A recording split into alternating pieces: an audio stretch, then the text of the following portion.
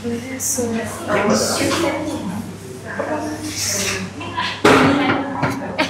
tuh dia lulus belum sih nih? Udah. Oh dia lulus ya? Dia tuh angkatan 2001 lah, cuman dia ikut angkatan bawah. Jadi dia 2000. Berarti dia agak lebih cepet dikit.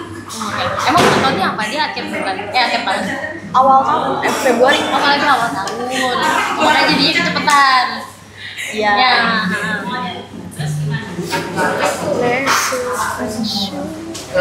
Emang kenapa dia kelihatan muda? Iya. Aku kira dia juga masih skripsian, sumpah. Oh iya. Kerjanya di mana dia? Di Bintaro. Ah serius? Ngekos di situ? Enggak sih. Dia kan namanya Tangerang. Oh jadi enak ya, nggak jauh banget ya. Tapi effort banget kalau menurut kamu. Iya. Ini suara kita. Halo. Oh, iya. Sudah terekam.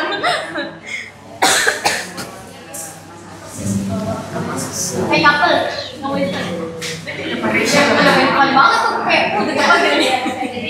Iya, kata gue mah. Apa itu yang kayak pester? Pastry, dombek.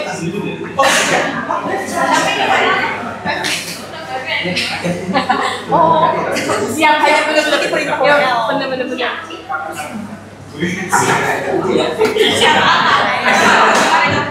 Berarti jadi ini kan Blessing My Head ya. Ininya intronya ya? Iya. Oke.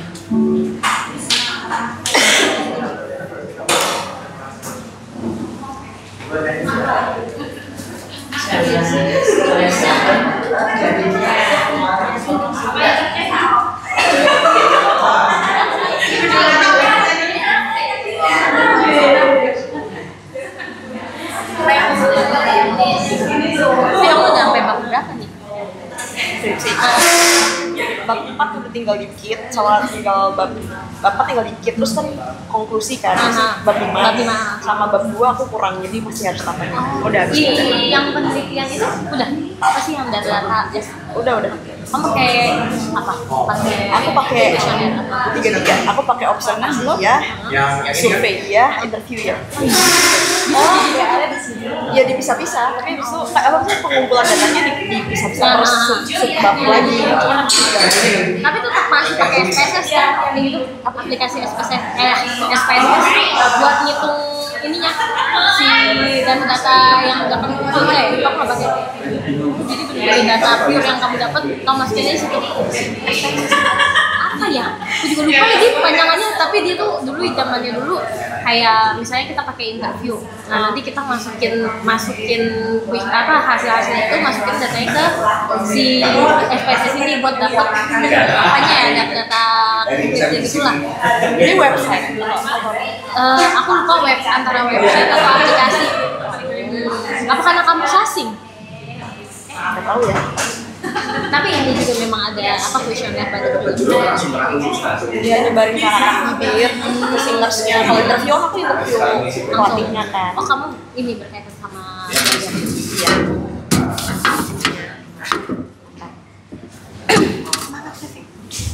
Udah tekan ya. Selamat pagi teman-teman semuanya. Selamat pagi. Sumber semangat kita pagi ini luar biasa. Oke, kita mau mulai bareng kita ya teman-teman. Kita mau pujikan lagu Blessed Assurance.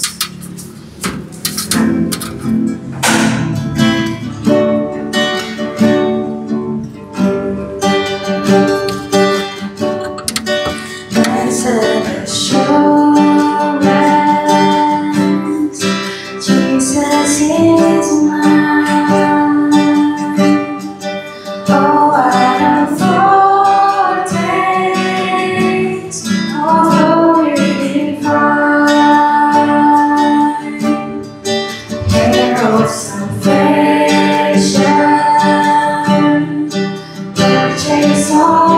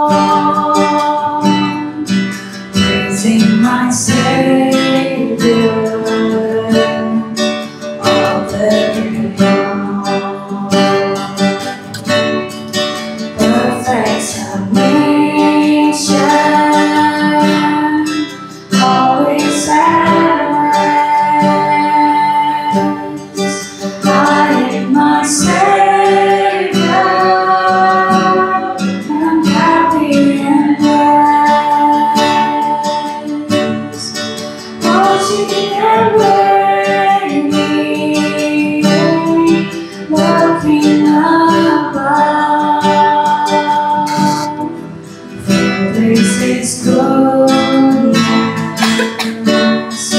was in His love. This is my story. This is my song, praising my Savior all the day long. This is my story. This is my song, praising my Savior all the day long. This is my story. This is my story. This is my song, praising my Savior all the day long. This is my story. This is my song, praising my Savior all the day long. Teman-teman, kita berdoa. Ya Tuhan, terima kasih untuk kasih berkat-Mu Tuhan. Pada pagi hari ini kami dapat kembali berkumpul di ruangan ini untuk kembali memuji dan memuliakan nama-Mu. Tuhan, berkati ibadah kami Tuhan dari awal sampai akhir. Tuhan, berkati pendeta yang seorang kami memberikan firman, kiranya apa yang kami sampaikan dapat menjadi berkat buat kami dan dapat kami lakukan dan kehidupan kami sehari-hari. Terima kasih Bapak, dan nama-Mu kami berdoa bersyukur. Amin. Kembali menyapa, selamat pagi teman-teman semuanya.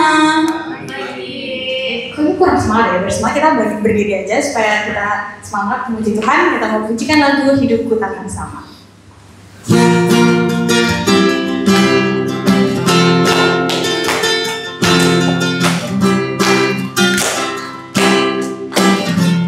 Kaulah satu-satunya sumber dari segalanya. Kau kebenaran yang selalu ku pegang. Kau keyakinanku bersinar terang. Yesus Tuhanku yang berkuasa atasku, hidupku takkan sama.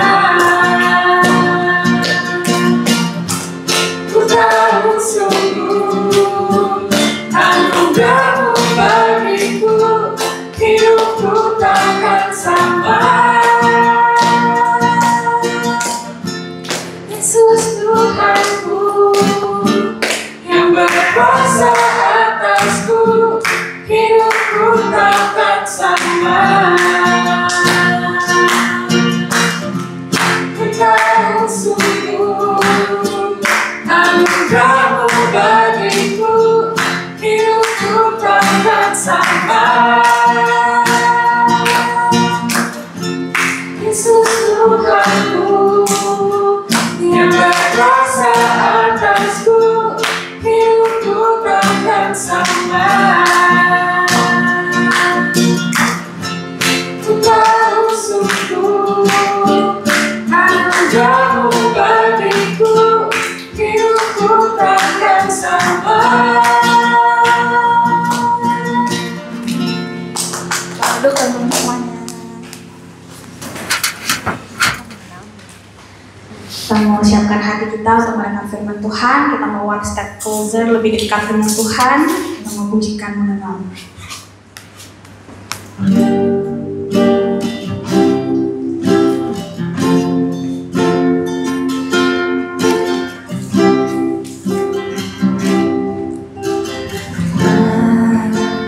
Buka mataku, lihat wajah-Mu, tertawa, lihat hidupku.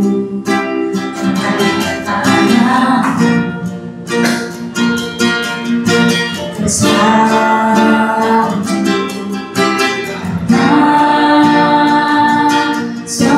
yang baik dalam hidupku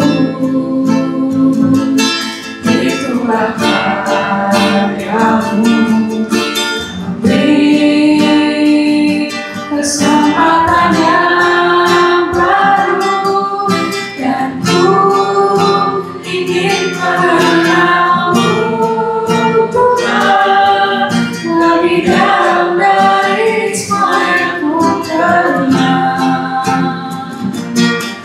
Tiada kasih yang melebihimu, ku ada untuk menjadi penyembahmu.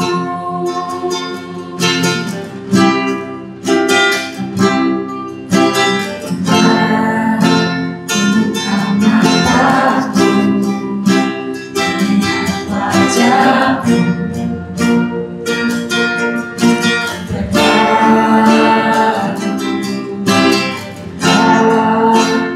lihat hidupku,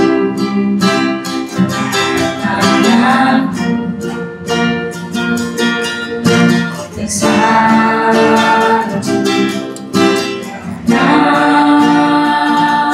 semua yang baik dalam hidupku itulah padamu, memberi kesempatan yang baru, dan ku ingin mengenalmu Tuhan lebih dalam dari semua yang ku kenal. Tiada kasih yang melebihimu, ku ada untuk menjadi penyembahmu, dan ku ingin mengenalmu Tuhan lebih dalam dari semua yang ku kenal. Tiada kasih yang melebihimu, ku ada untuk menjadi penyembahmu.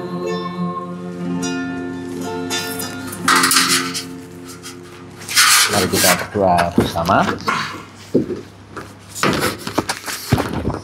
Tuhan Yesus, terima kasih untuk hari ini kembali kami boleh bersama-sama menaikkan pujian pengagungan kami kepadamu. Di youth ini Kau boleh memanggil kami di usia muda kami.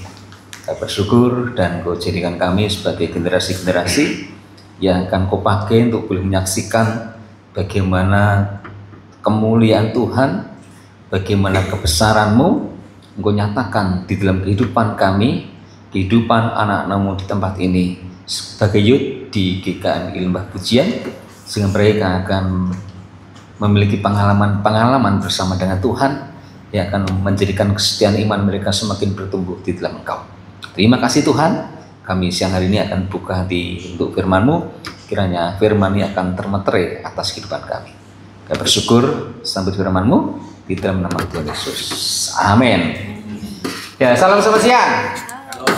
Iya. Siapa yang tadi ikut ibadah tadi siapa? Yang mungkin sudah dengar firman yang tadi. Ya, dua ya. Siapa lagi? Ya. Oke. Yang lain belum nanti ya? Yang lain belum ya. Oke ya, kita akan bersama-sama hari ini tema yang diberikan yaitu apa yang kutulis tetap tertulis. Ya, kita baca sama-sama ya. Di kitab Yohanes Perjanjian Baru pasal 19 ayatnya yang ke 17 sampai dengan yang ke 22 ya. Yohanes pasal 19 ayat 17 sampai 22.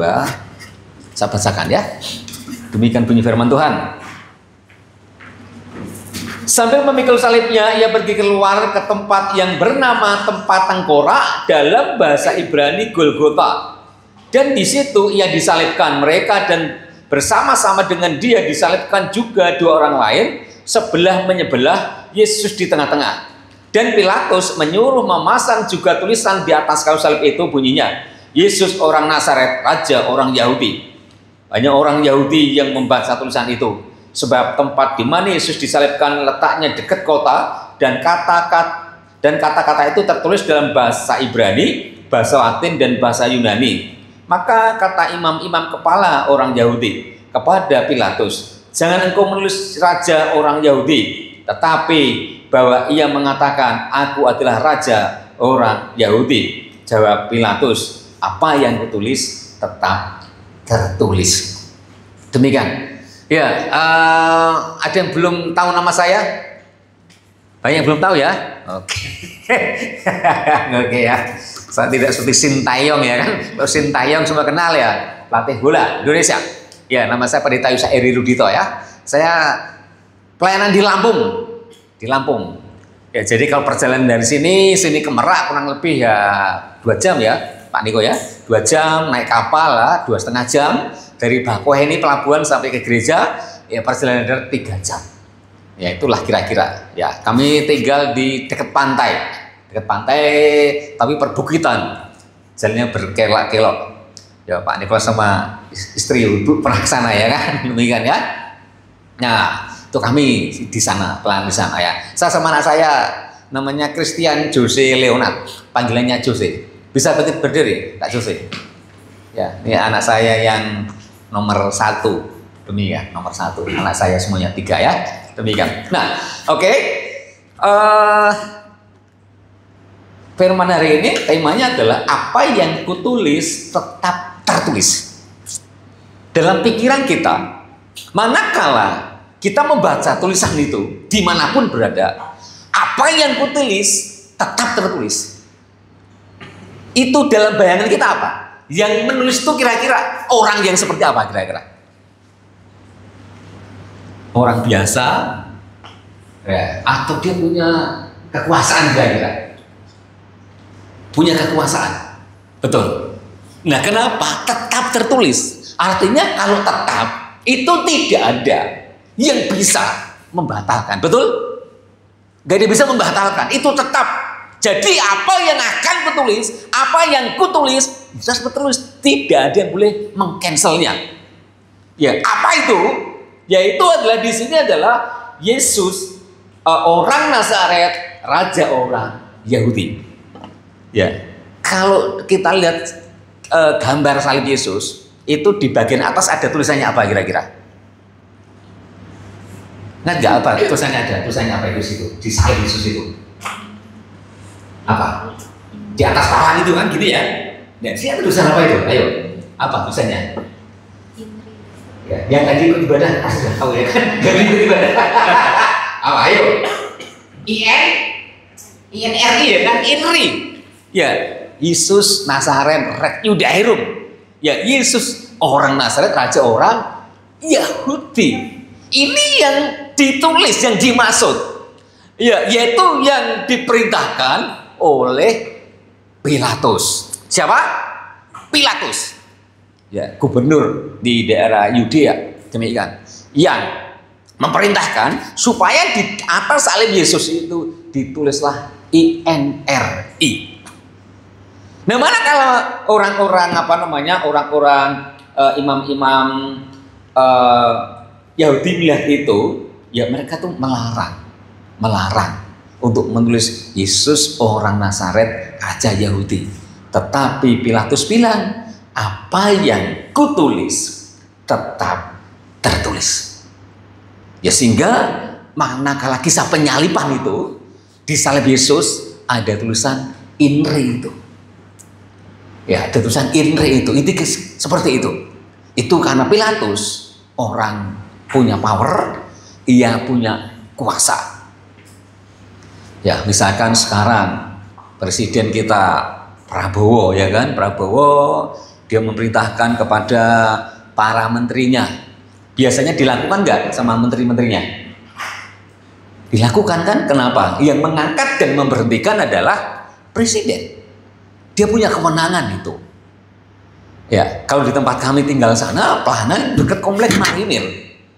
Ya, jadi kalau ada komandan bilang kepada pasukannya, anggotanya, ya berenang 100 meter, berenang kira-kira, berenang dia.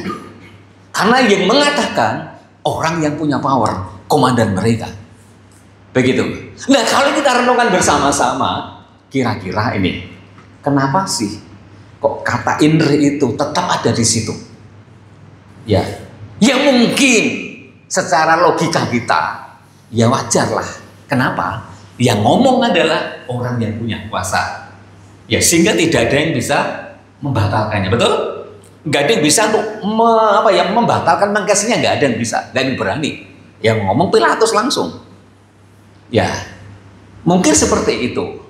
Logikanya memang demikian. Tapi kalau kita renung-renungkan di dalam kisah penyaliban itu, sebenarnya itu bukan berbicara tentang ya wajar. Paulus ini, Pilatus ini punya kuasa kok. Siapa sih yang bisa membatalkan itu? Selain kekaisaran tentunya, ya kan? Demikian. Nah, maka ada hal-hal yang perlu kita renungkan bersama-sama.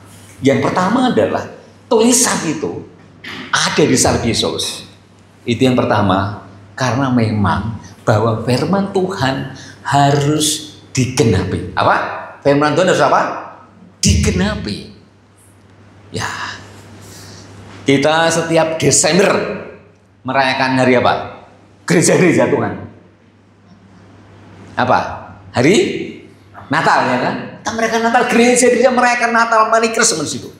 Nah, kalau kita perhatikan di dalam Yesaya, ya Yesaya itu kan di situ dikatakan bahwa sebab seorang anak telah lahir untuk kita.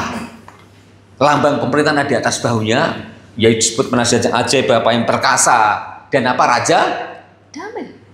Nah, Yesaya menubuatkan bahwa nanti ratusan tahun yang akan datang itu akan lahir seorang anak, dan anak itu disebut sebagai seorang raja damai, memiliki gelar raja damai, yang akan dilahirkan nanti di Bethlehem. Itu adalah seorang raja. Maka ada lagu kan, aku anak raja, engkau anak raja, kita semua anak raja, betul? Yang kita maksud raja itu siapa? Tuhan Yesus, ya kan? Tuhan Yesus.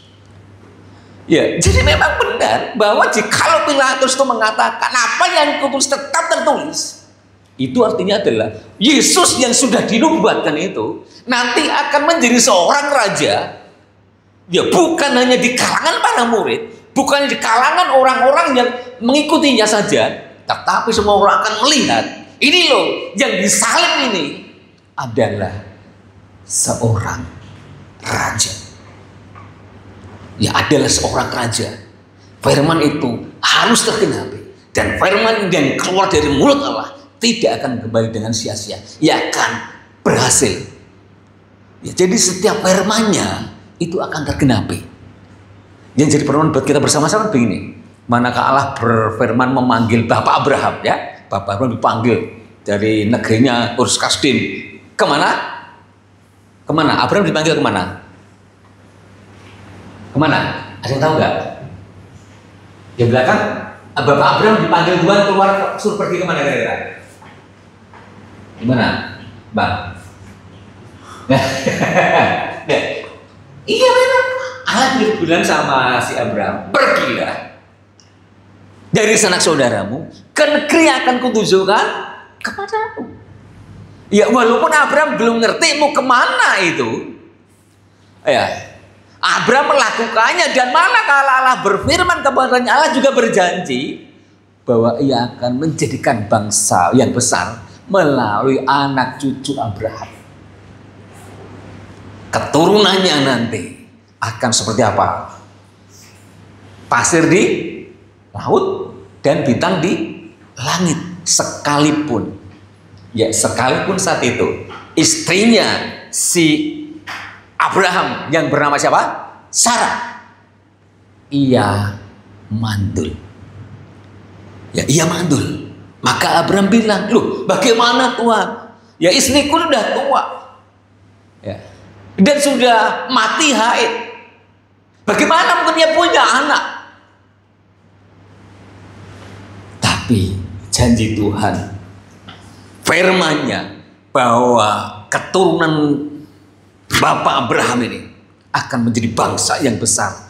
Tidak ada yang bisa menghalangnya sekalipun istrinya Sarah sudah mati haid.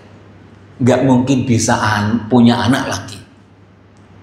Tetapi itu firman Tuhan yang sudah dikatakan kepada Bapak Abraham, sekalipun Sarah sudah mati haid, tidak ada yang bisa membatalkan firman Tuhan. Amin.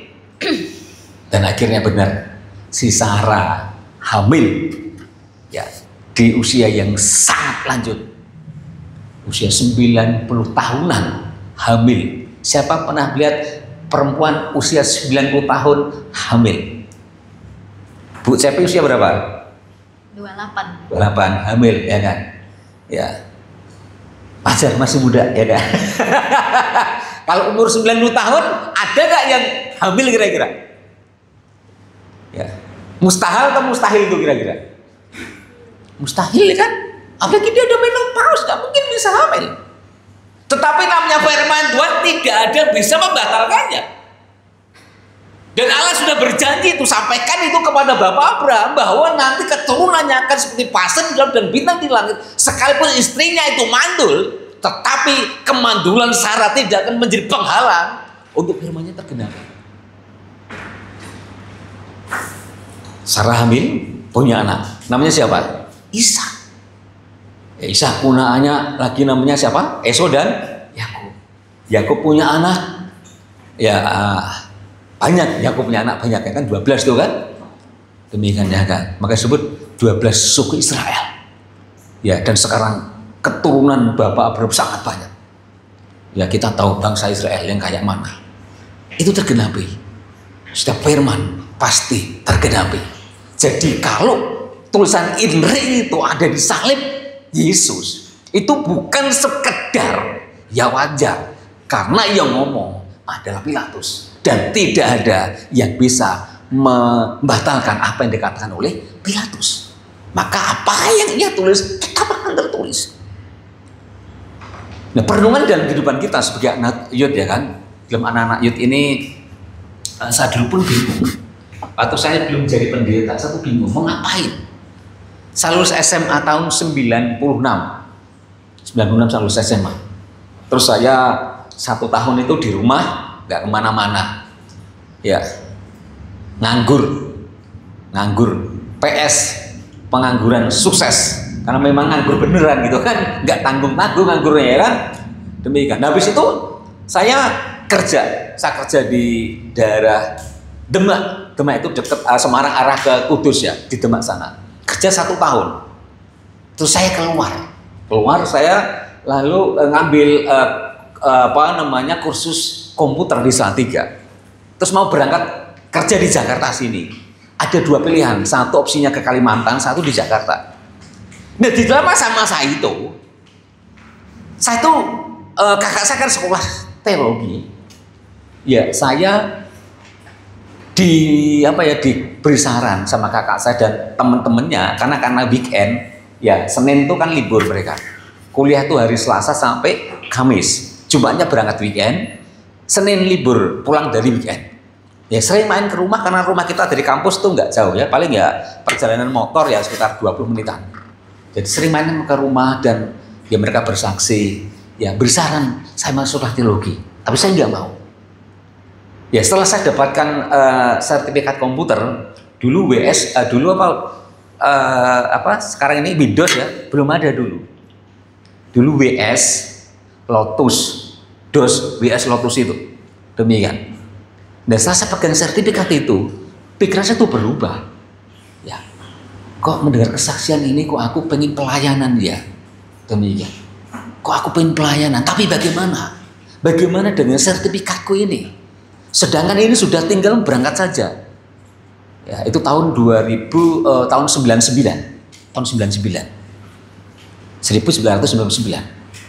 Saya bingung, apa tuh yang harus aku putuskan, Tuhan? Lalu saya beranikan diri, saya berdoa sama Tuhan, saya minta tanda sama Tuhan. Waktu itu kalau bulan April, Oktober itu musim panas. Kalau Oktober, April musim penghujan. Kalau sekarang sih nggak tentu ya musim ya, nggak tentu ya, ngacak kalau sekarang ini musimnya nggak tentu.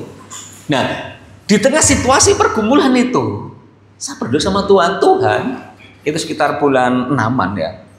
Kalau memang Engkau panggil aku menjadi seorang pendeta Tuhan, sekolah teologi, saya pengen supaya saya tidak bimbang dan ragu. Saya minta Tuhan, kalau izinkan besok mendung. Saya berdoa begitu sama Tuhan. Nah, akhirnya malam itu saya bergumul, ya memikirkan itu bagaimana besok. Kalau besok ini mendung, berarti aku harus sekolah teologi. Padahal pikirannya pengen bekerja. Kalau nggak mendung, berarti aku harus kerja. Padahal di sisi lain juga pengen merasa terpanggil di sekolah, di pendeta itu gitu kan. Antara mendung dan tidak mendung itu malah saya bingung itu malam itu. Sekalipun sebelumnya saya ngobrol sama orang tua mengatakan ya tidak apa-apa. Kalau kamu kuat, ya tidak apa-apa sekolah teologi jadi pendeta. Memang tidak mudah, tapi kalau kamu kuat ya sudah. Demikian. Kamu punya iman yang besar. Nah, terus pas malam itu kan saya minta tanda sama Tuhan. Akhirnya saya ketiduran. Pagi hari, ya saya dibangunkan sama kawan. Karena saya ini kan suka mancing ya, saya suka mancing. Sat, gitu kan. Terus salah, mancing ayo, gitu. Dengar kata mancing, saya langsung bangun tidur, berangkat ke kali mancing. Sekitar jam 9:30 kawan saya ngajak pulang. Yuk kita pulang yuk, gitu. Bilang ngapain? Masih jam segini loh, mendung, gerimis, dan saya kaget waktu itu. Waduh, saya ingat doa saya tadi malam. Ya, saya ingat doa saya tadi malam. Berarti ini aku harus apa? Sekolah teologi. Berarti ini adalah kehendak Tuhan. Firman-Nya yang mungkin dinyatakan melalui jawaban doa tadi. Dengan tanda hari itu mendung, maka aku harus sekolah teologi. Demikian. Dan akhirnya sudahlah. Akhirnya kami pulang, saya ngomong sama orang tua. Orang tua cuma pesan begini, nggak apa-apa nak, silakan kamu sekolah. Tapi catatannya adalah orang tuamu tidak bisa membiayai kamu demikian. Kalau kamu punya iman kuat silakan. Begitu ya kan. Nah akhirnya saya putuskan, oke lah saya berangkat. Saya berangkat ke kampus. Uang pendaftaran nggak bawa ya waktu itu, cuman uang transport doang. Yang penting modal apa ya, modal nekat lah, modal jawaban doa tadi demikian ya kan. Sampai sana ternyata apa? Terus dari rektor mengatakan ada sponsor untuk pendaftaran. Waktu itu 70.000 tahun 99 itu dapat satu alma mater demikian ya. Lanjutlah saya kuliah di sana. Nah setiap satu semester saya tidak boleh ikut ujian. Kenapa? Enggak bayar kuliah. Tinggal di asrama, makan minum di situ, enggak bayar. Nah akhirnya kalau tidak bayar maka tidak boleh ikut ujian dan tidak boleh weekend, tidak boleh pelayanan, harus keluar cari dana. Kalau sudah dapat sponsor masuk lagi. Saya nggak pulang. Kalau saya pulang ke rumah, gimana orang tua saya? Maka saya ke Ungaran. Itu ada bukit doa, namanya Taman Getsemani. Pak Nikolas, ngerti nggak itu? Nah di situ, saya ke sana modal KTP, di situ tidur di situ, doa di situ, dikasih makan juga di situ. Itu terjadi setiap satu semester sampai semester 5. Masuk semester 5 saya dipanggil rektor lagi. Di situ panggil saya rektor saya sebut saya Harry. Yang manggil itu banyak, ada Yusa, ada Harry itu kan. Silakan aja lah. Dia bilang, Her, you itu di sini karena dia pintar bahasa Inggris. Walaupun you doang kan, karena dia ya gitu kan. You itu di sini. Saya lihat, you tidak dibantu Tuhan. Nah terus Pak, you di sini itu kamu ikut-ikutan kakakmu. Kaget. Saya enggak Pak, saya enggak ikut-ikutan kakak saya Pak. Buktinya, dia bilang begitu. Buktinya apa Pak? Ya, kawan-kawanmu semuanya biaya studi lancar. Tapi kamu setiap satu semester harus keluar dari kampus ini. Itu tanda you tidak dipanggil Tuhan. Teman-teman sudah dapat sponsor, you sampai hari ini tidak dapat sponsor. Jadi sekarang you buat surat pengunduran diri. Setelah you punya sponsor, nanti you masuk lagi. Kampus terbuka buat kamu. Demikian.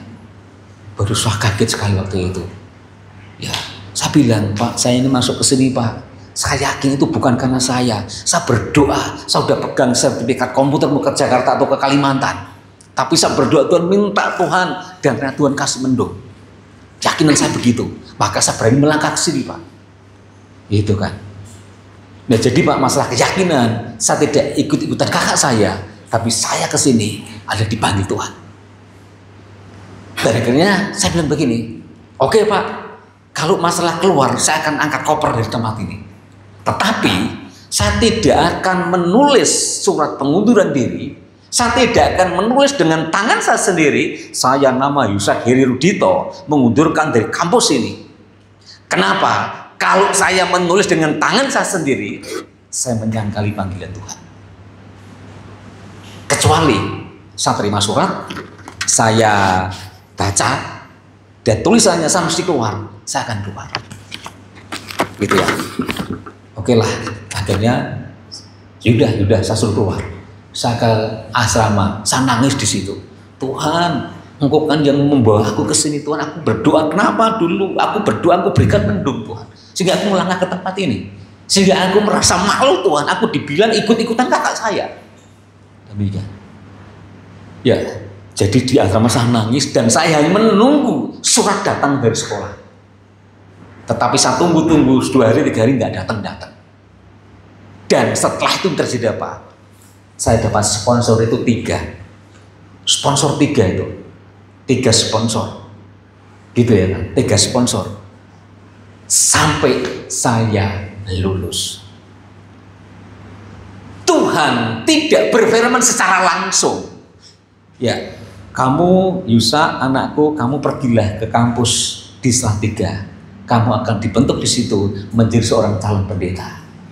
Tapi melalui mendung itu, saya merasakan Allah berfirman kepadaku supaya saya mengambil keputusan. Saya masuk sekolah teologi. Dan ternyata apa? Bahwa firman-Nya itu tergenapi. Betul? Masa-masa itu dapat saya lalui. Dan saya bisa selesai sekolah. Temennya di wisuda, saya juga di wisuda. Waktu di wisuda, saya masih punya saldo waktu itu gitu kan. Masih punya saldo di sana. Ya saya langsung merasakan bagaimana firman itu pasti akan tergenapi dalam hidup kita. Mungkin kalian semuanya masih muda-muda. Ada firman yang menjadi rema.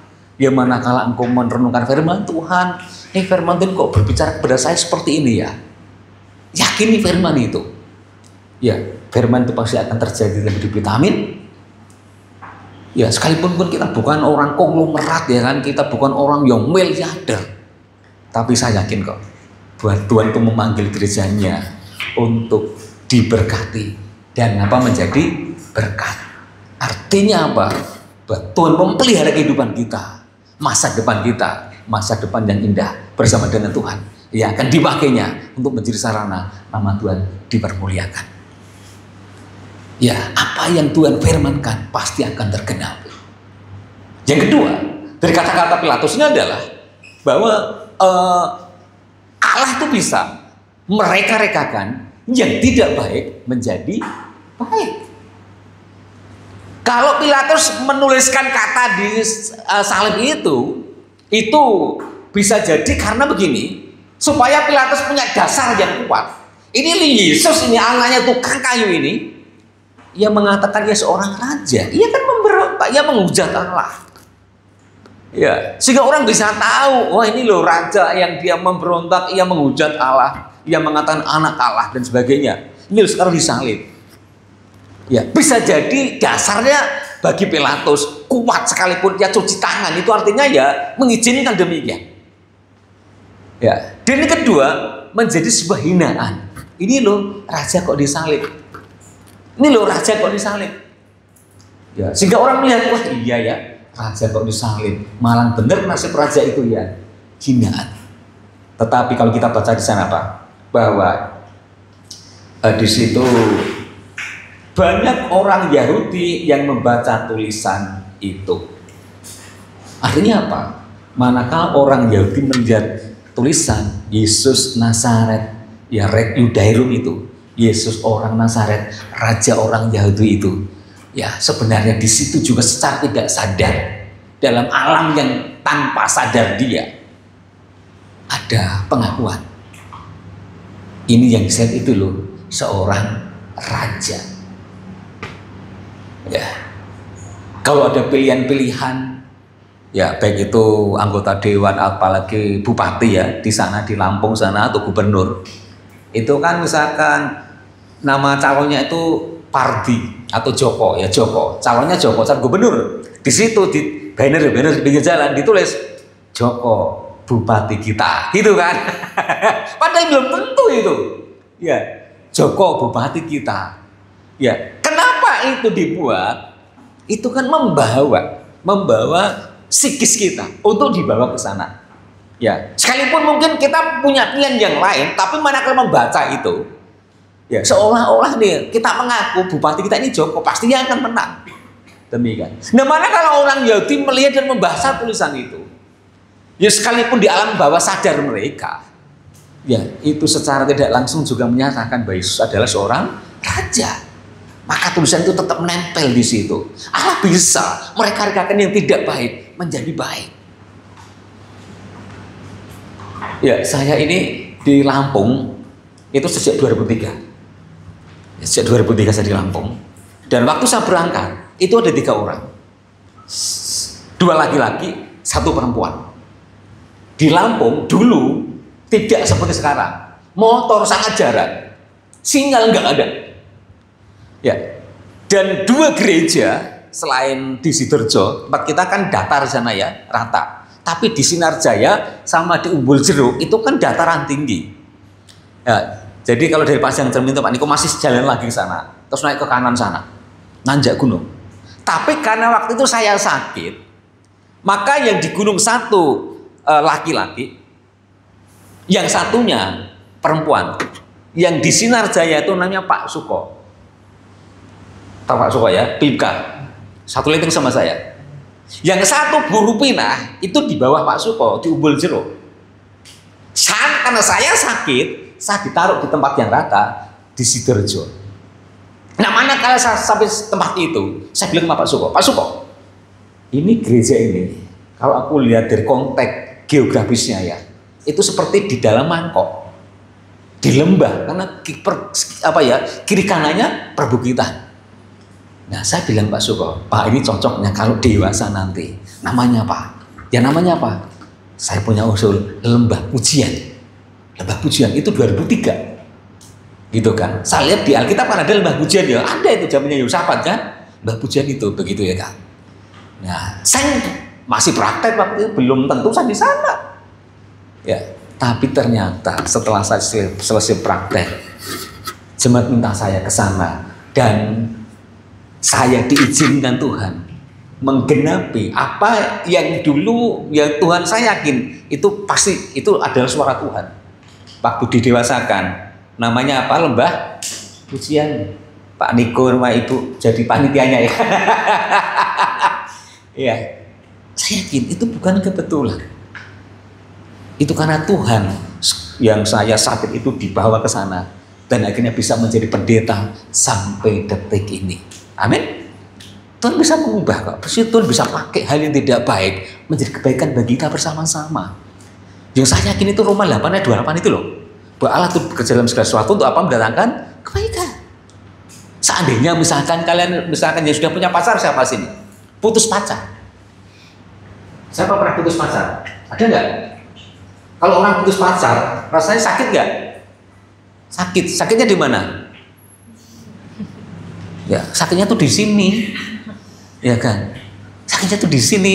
Saya juga pernah loh putus cinta loh. Ya, tetapi manakala putus cinta seperti aduh jangan akhirnya apalagi dia orang belum seiman, aduh kalau putus sama dia bagaimana nanti aku nggak punya suami, nggak punya istri, malah nasib jangan seperti itu. Tuhan ingin bawa kita ke dalam rancangan yang terbaik Sekalipun mungkin kita harus melewati proses-proses yang mungkin tidak kita harapkan dan kita inginkan. Tuhan bisa melalui jalan penderitaan itu untuk menyatakan kemuliaannya. Yesus manakala disalib dan kita pilih apa? Ya dimuliakan, ya ditinggikan. Ya Allah bisa ubah semuanya itu untuk menuju kepada kebaikan. Manakala kita berdoa sama Tuhan dan kan kita diizinkan Tuhan melewati masa-masa yang sulit. Tuhan aku pengen ini dan itu, Tuhan aku pengen kuliah, aku pengen punya harapan seperti Tuhan. Tapi kok kondisinya seperti kok terbalik ya Tuhan. Apanya ke selatan, kenapa angin mendorongkan aku ke utara.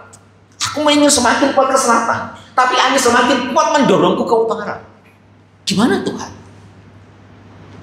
Ya, Tuhan bisa mengubah itu semuanya untuk membawa kebaikan bagi kita bersama. Orang-orang yang mengasihi Tuhan dalam Roma 8 ayat 28 dan berkata, Allah bekerja dalam segala sesuatu untuk mendatangkan kebaikan. Mari kita tidak bimbang akan setiap firman-firman-Nya, akan setiap rancangan Tuhan. Ya, kalian menjadi anak Yud ini, Tuhan ingin pakai kalian semuanya di kota Jakarta ini. Bagaimana kota Jakarta bisa memuliakan Tuhan? Bagaimana Tuhan ingin pakai kalian seperti anak cucu Abraham? Karena kita ini secara rohani anak cucu daripada Bapak Abraham. Tuhan ingin memakai kita untuk menjadi berkat bagi banyak orang. Saya senang kemarin cerita film tadi. Kemana Pak Niko? Ke Bangka ya? Ke Bangka. Ada pengobatan gratis, sembako, pakaian dan sebagainya. Biayanya sangat banyak. Waktu dengar berapa orang? 30 orang. Wow, yang besar sekali itu kan. Banyak banget itu. Banyak banget itu kan. Nah itu adalah bagaimana Tuhan memperlengkapi semuanya. Sehingga orang-orang di Batu Betumang ya, mereka bisa mengalami kasih Tuhan. Melihat hadirnya jemaat kita di GKMI Pengharapan. Ya, jangan bimbang dan ragu. Ya, apapun itu yang aku lalui.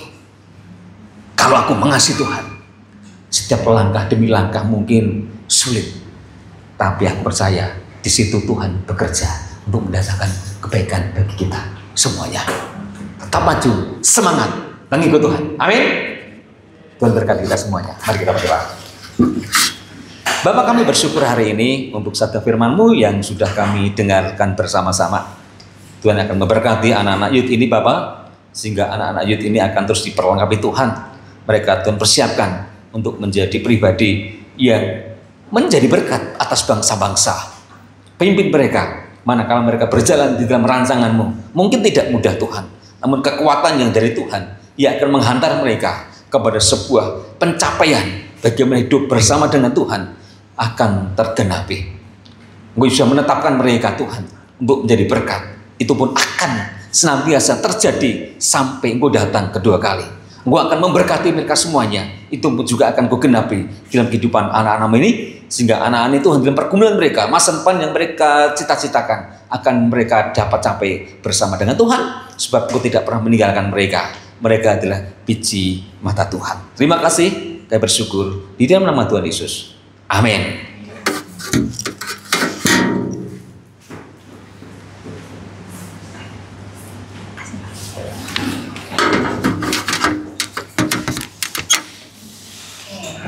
Kita mau kasih persembahan, kita berdoa dengan teman-teman kita berdoa. Tuhan, terima kasih Kau telah memberikan segala yang Kau berikan sedikit dan telah Kau berikan kepada kami, dan apa yang kami berikan dapat berfungsi untuk memperluas kerajaan. Terima kasih Bapak, dalam nama-Mu kami berucap syukur, amin. Oke, untuk pengumuman hari ini, harusnya minggu depan itu kita konsel offline, tapi karena bulan ini kayak kita mau bikin sesuatu yang lebih spesial, jadi kita butuh lebih banyak waktu buat prepare. Jadi minggu depan kita tetap online ya teman-teman. WL-nya Jessica, yang sharing Kaniko, spidernya Devon. Oke. Terus untuk pelayan ibadah youth minggu depan, WL-nya Mei sama Devita, pemain musiknya Kayani, slidernya Jessica, kolektannya Adriel. Terus untuk tanggal 22 Juni, WL-nya Cidel dan Devon, pemain musiknya Kojer, slidernya Aurel, dan kolektannya aku. Terus untuk minggu depan teman-teman, kita akan syuting bahasanya kayak keren banget ya. Kita akan merekam video buat kita nyanyi jingle di Kami Pengharapan, khusus buat youth doang gitu ya. Udah pada familiar kan sama lagu jingle Pengharapan? Nanti kalau belum familiar bisa searching di YouTube lah ya, jingle Kami Pengharapan gitu. Yang bikin Pak Anton dan keluarga, yang biasa kita nonton videonya tuh yang modelnya Antonia dan Aurel gitu. Nah sekarang kita mau di urutannya tuh nanti ada umum, ada youth, jadi nanti tiap komisi tuh akan bikin video gitu. Nah, nanti kita akan bikin video minggu depan, teman-teman kalau bisa mendengarkan dulu lagunya supaya lebih familiar. Terus kita akan pakai baju putih ya teman-teman. Atasnya pakai baju putih, bawahnya hitam nggak apa-apa. Oke? Atasnya pakai baju putih. Tolong dicatat teman-teman, dicatat. Nanti aku umumin lagi minggu depan, hari Jumat mungkin untuk kita pakai baju putih gitu ya. Terus pengumuman lagi. Tadi ya lupa. Kita mau ada apa ya minggu depan? Oh, ada gelang teman-teman dari GKM Bantu Penumpang buat teman-teman, namanya Friendship Braceletnya. Aku ambil aja.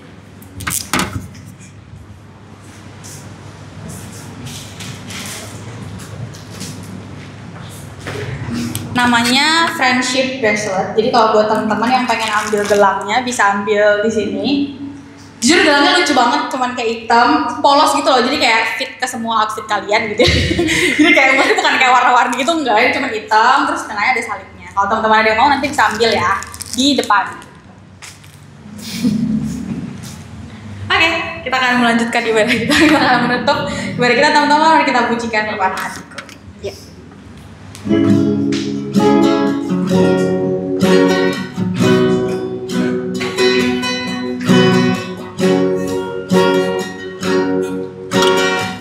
Senang hati dan jiwaku,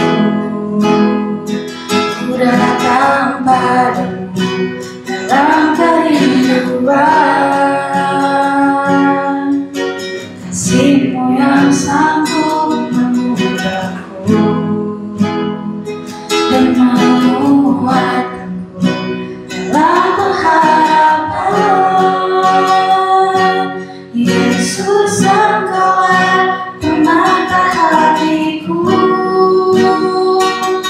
dunia tak dapat menggantikanmu.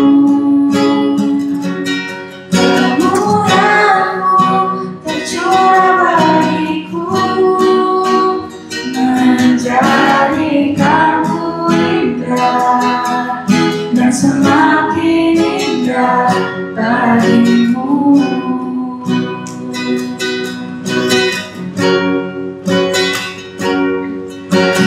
Dengan senang hati dan jiwaku, ku datang padamu dalam kerinduan. Kasih-Mu yang sanggup mengubahku dan menguatkanku dalam pengharapan. Yesus, Engkaulah pemata hatiku, dunia tak dapat menggantikanmu. Kemurahan-Mu tercurah bagiku, menjadikanku indah dan semakin indah bagimu.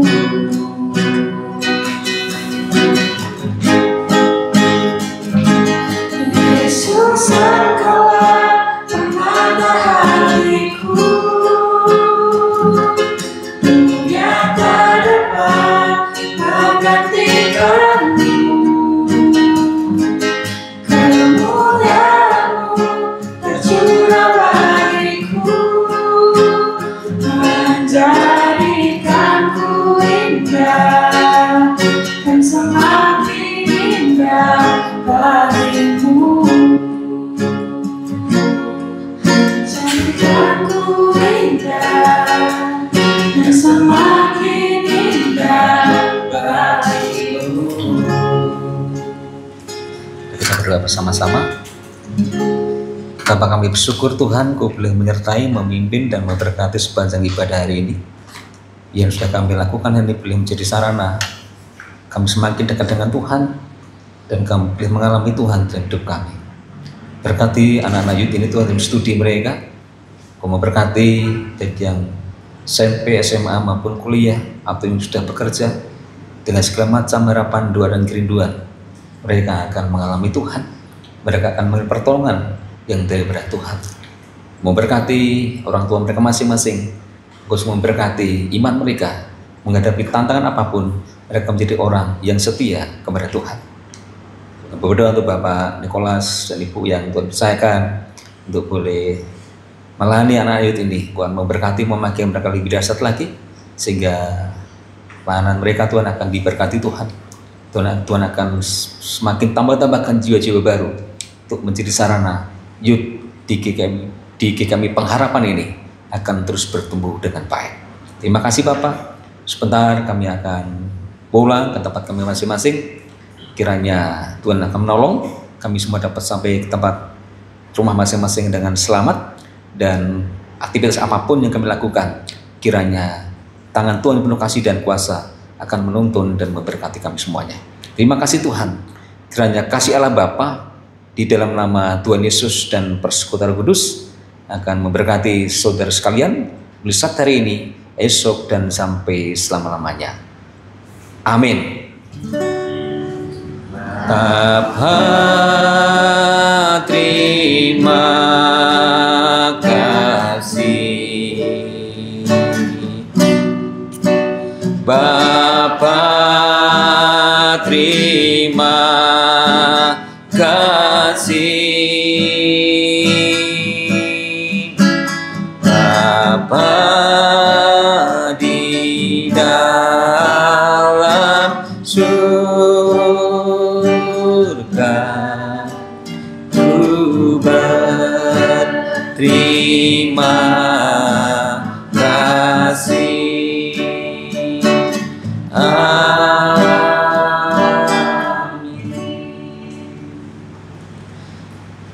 Amin. Tuhan berkati.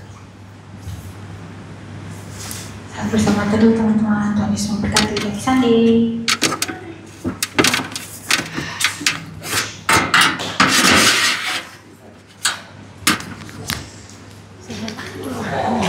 Kita foto dulu ya. Kita foto dulu ya teman-teman, ke depan ya. Ini aku terima kasih Mama.